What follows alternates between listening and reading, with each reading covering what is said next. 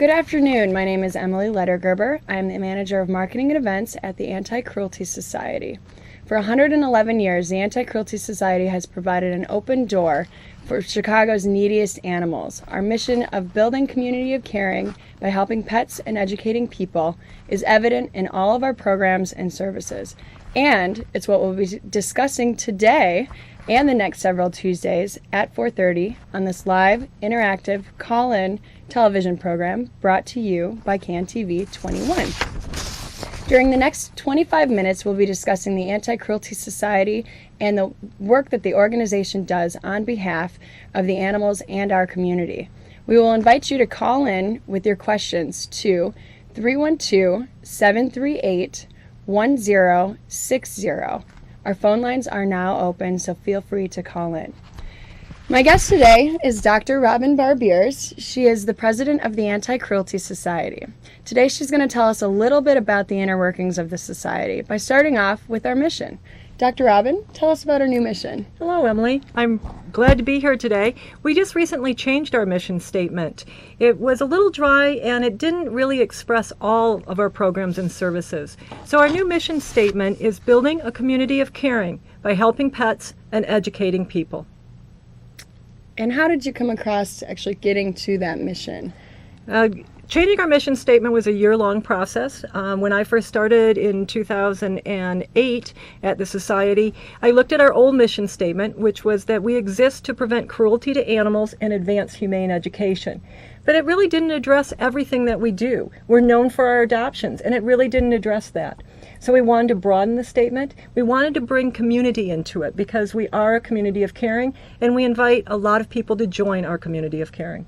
That's great. To find out more information about the Anti-Cruelty Society, you can call us at 312-644-8338, and our website is www.anticruelty.org.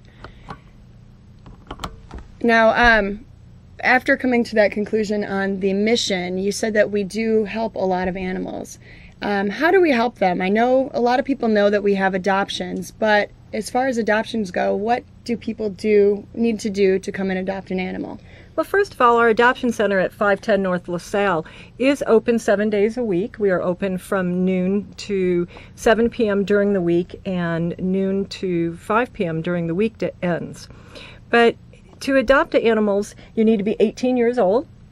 If you are renting, you need to have your landlord's permission or a lease that allows you, that it states that you're allowed to have pets in your residence.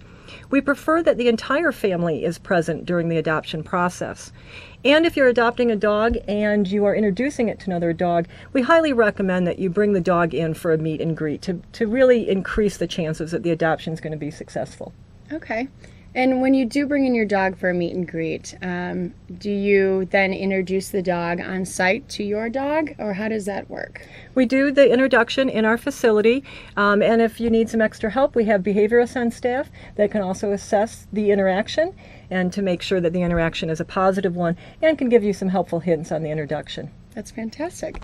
If you are interested in adopting, you can visit our website at www.anticruelty.org. We have a full listing of animals that we do have up for adoption, cats as well as dogs.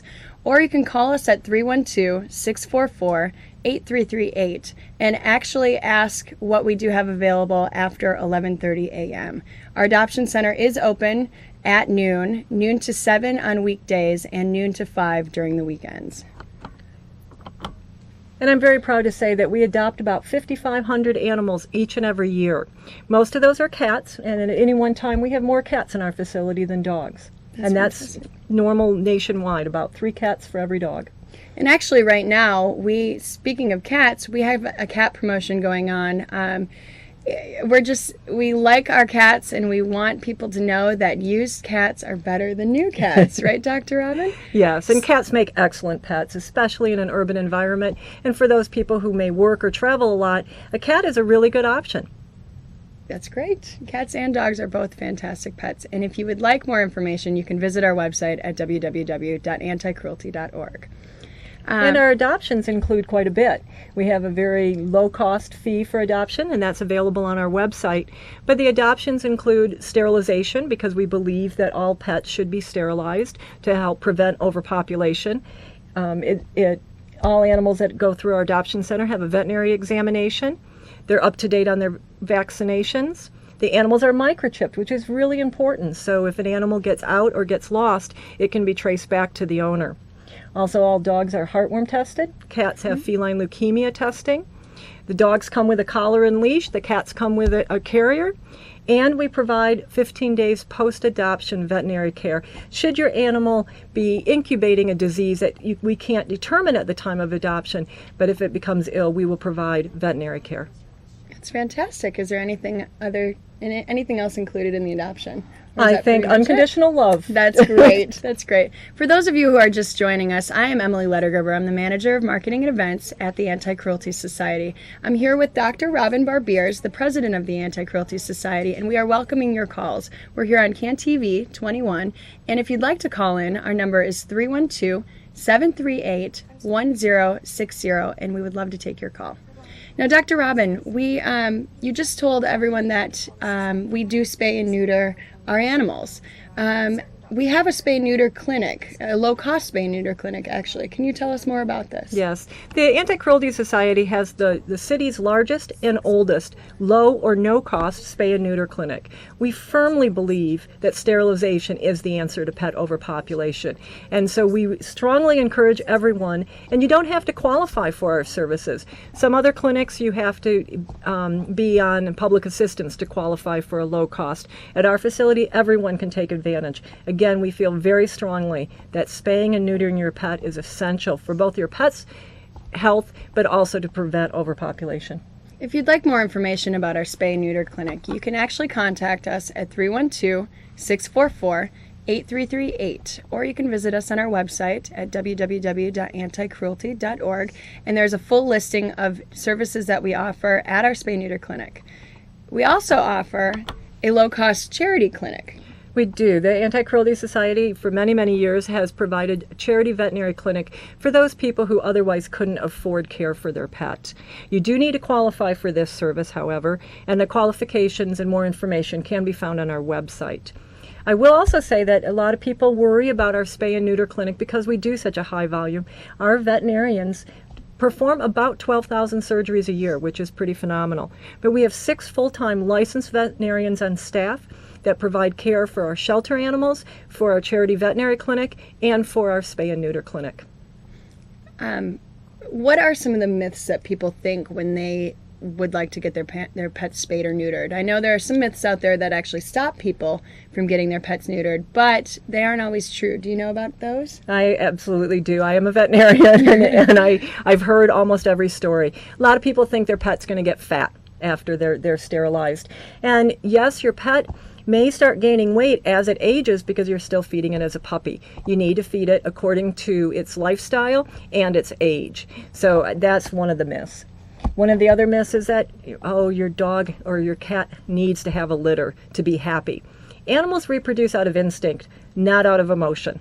And so that is a total erroneous myth. Your pet does not need to have a litter, and what are you going to do with that litter? That's true. Unless you have homes for those animals, they're going to end up either on the street or in a shelter and adding to the problem. That's great. If you would like more information on our spay-neuter clinic or our charity veterinary clinics, you can contact us at our website or dial 312-644-8338.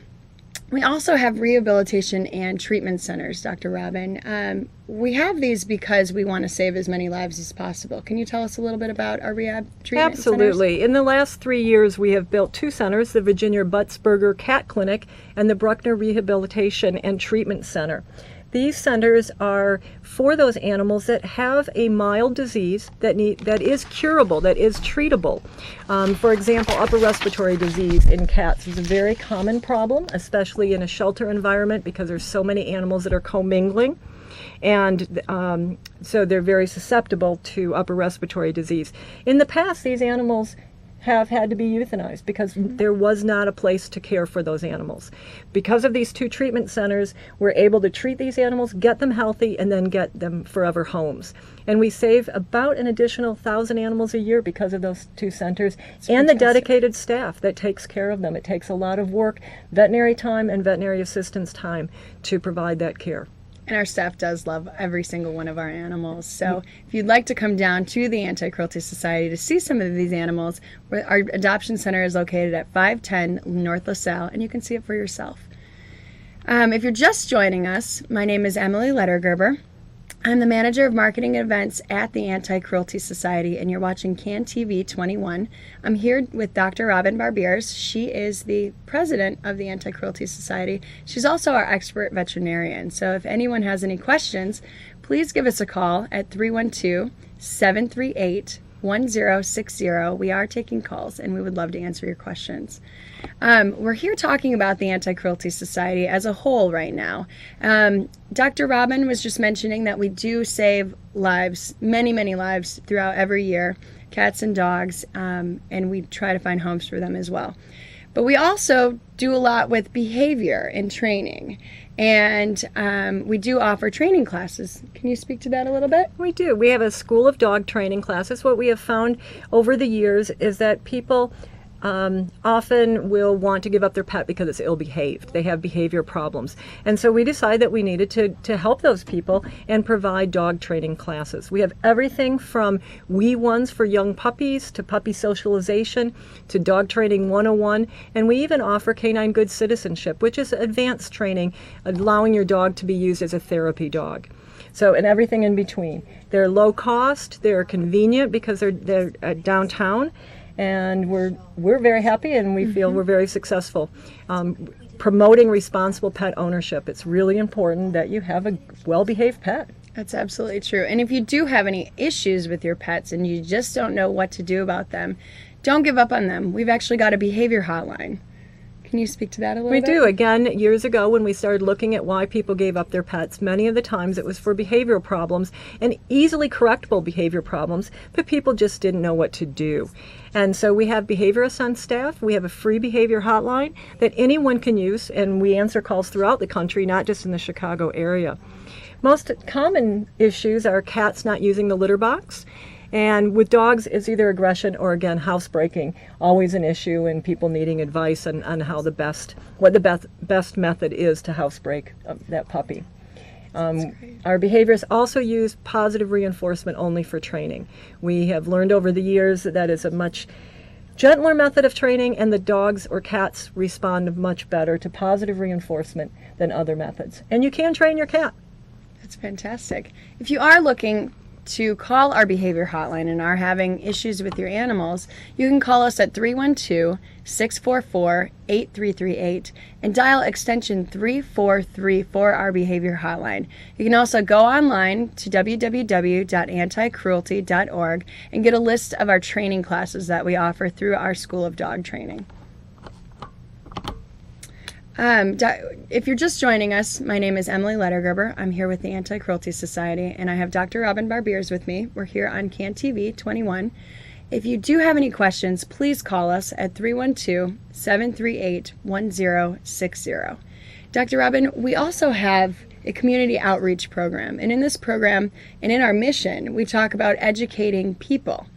Can you tell us about our community outreach program and what we do to educate people within the community? Certainly. I'm very proud of our education programs because they're so varied.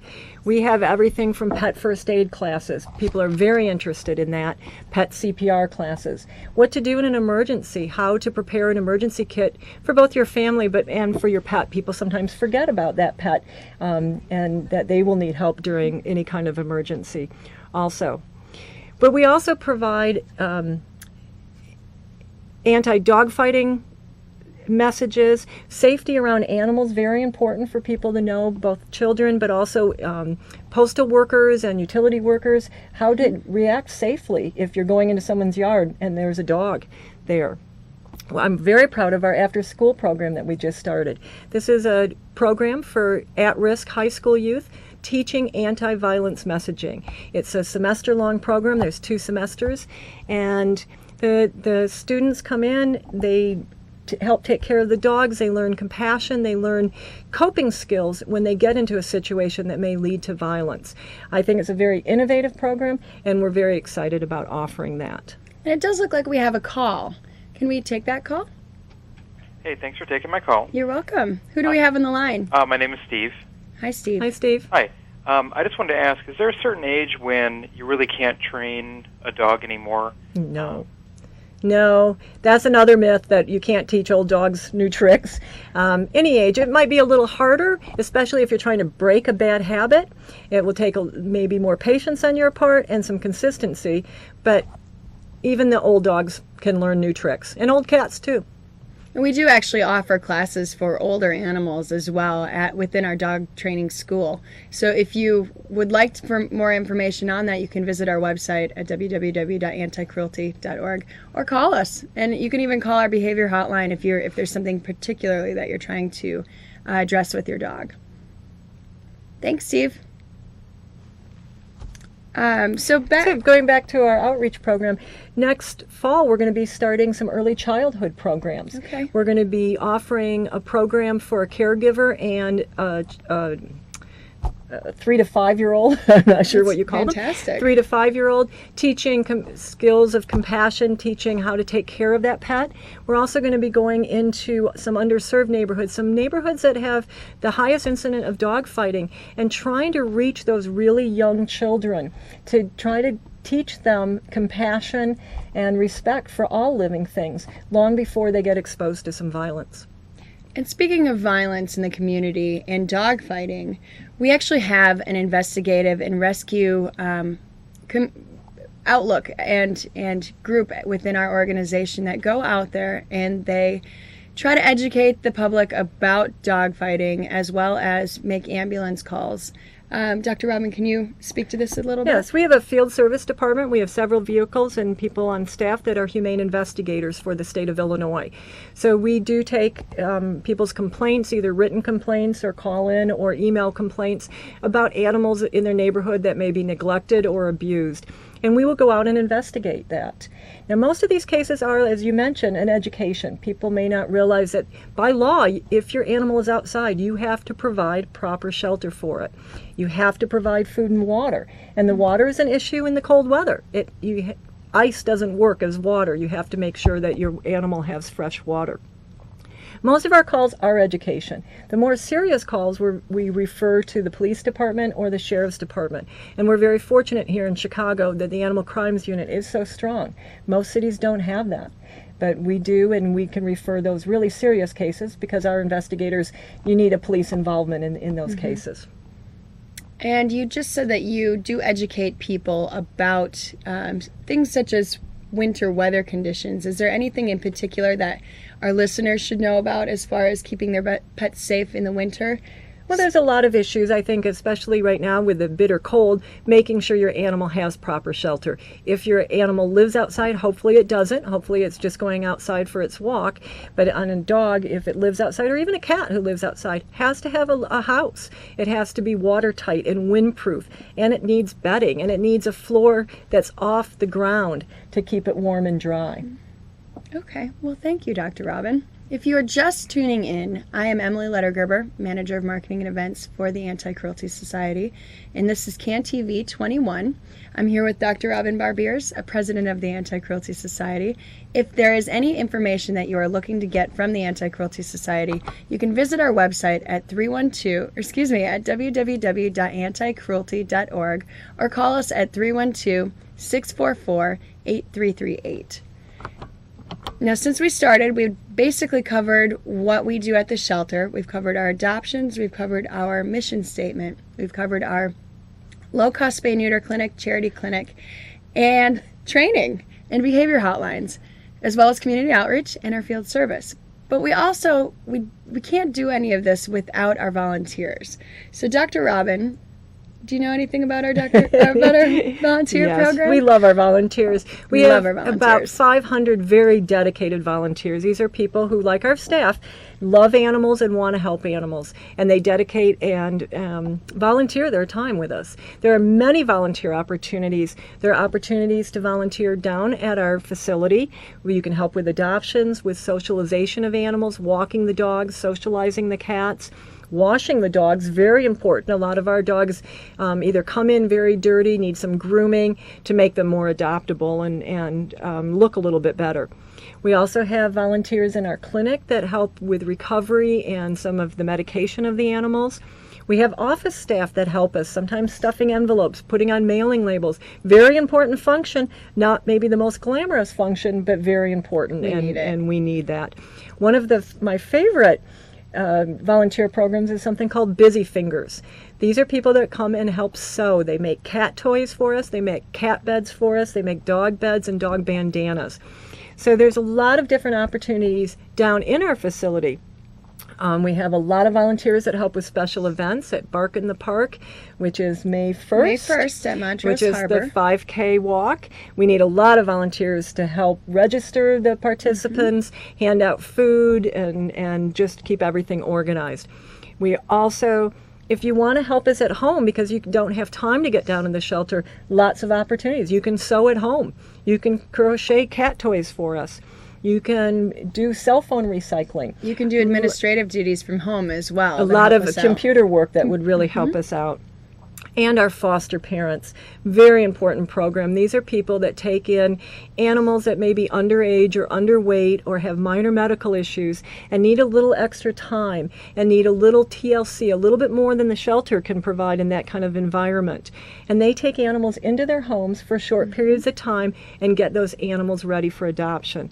We have one family that we honored this year, the Sebastian family, that fostered 119, I think Yes, it is, it was. dogs and cats for us. Incredible family, and they actually have found homes for all those animals for us, every single too. animal that they've fostered. It's fantastic. But it's great that people that will foster for us. It really helps the animals, and it's great for people that maybe travel too much and really can't take the full-time responsibility of a pet, but really want to have that pet experience. They can get it at their convenience, and it really does so much for the animals. It does. It's fantastic. They have a chance to get better and be ready to be up for adoption a lot faster. And this family that adopted had 3 children, and they're trying to teach their children some great values, and we can't say enough good about them. Absolutely. And we have many other wonderful foster families. Absolutely. And if you're interested in fostering, you can call us or visit our website at www.anticruelty.org, and there's a whole page about fostering. We also have our foster blog, which you'll find on our website as well. And many of our fosters are now alumni, which are on our Facebook page. So become a fan and check out our Facebook page and also check out our foster blog.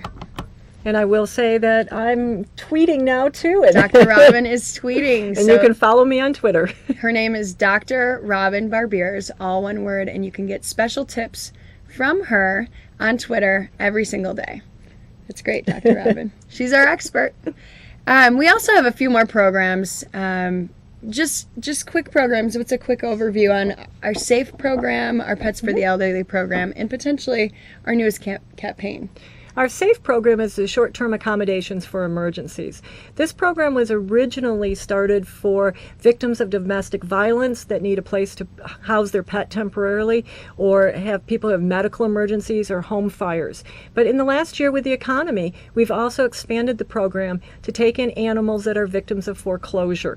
This is a short-term accommodations. It's not a long-term solution, but we have broadened it to the economic situation. I don't mean to interrupt you, Dr. Robin, but our phone lines are now closed. Thank you all for calling in and listening to us. If you want to speak a little bit more on our Pets for the Elderly program, we'll finish with that, and we really appreciate you listening in. Our Pets for the Elderly program is a program if you're an adult over the age of 60. We encourage that you adopt an adult animal. It's not a requirement, although dogs have to be over 2 years of age, and we will waive the adoption fee. Again, trying because it's so important for people to have that companion and that connection, and so we will waive the adoption fee. We'd like to thank you very much for joining us. I'm Emily Lettergerber from the manager of marketing and events for the Anti-Cruelty Society, and I'm here with Dr. Robin Barbiers, the president of the Anti-Cruelty Society. If you need any information, you can always call us at 312-644-8338 or visit our website at www.anticruelty.org. I'd also like to thank Dr. Barbiers for being here. We really appreciate it. And join us next week. We are going to be speaking directly about our adoption services and our receiving services. So we look forward to speaking with you soon about those. And thank you for joining our community of caring. Thank you very much.